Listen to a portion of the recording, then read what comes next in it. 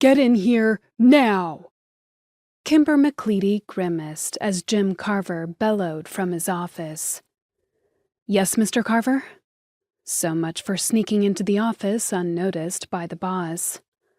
Lesson learned. Don't ignore your car's check engine light for a week, hoping it will go away and magically fix itself. She knew better, of course, but there was so much to be done at the office that she couldn't take time off during the week without falling behind.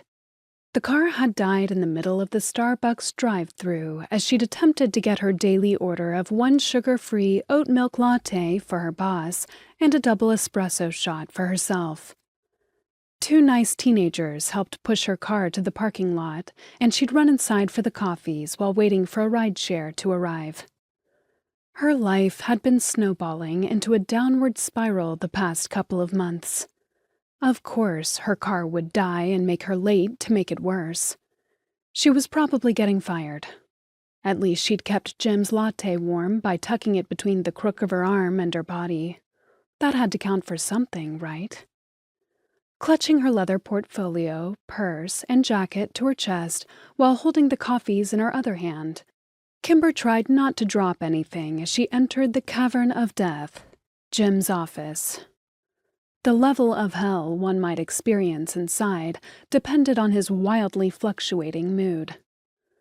She'd been working at Earth magazine for 3 years, and she'd never been late until today, hadn't taken a sick day, and worked overtime without complaint.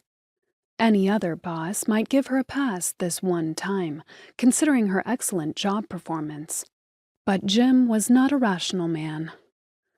The fissure bisecting the fleshy skin between his eyes and the frown spearing the corners of his mouth to his chin suggested she wasn't making it out of here alive. Grinning sheepishly, she set down his coffee and slid it toward him. "Sugar-free oat milk latte, extra foam. Your favorite." He glowered and gripped the paper cup. "Sit down and let me get right to the point." Sitting on the edge of a hard plastic chair, she balanced her things and waited for the axe to fall.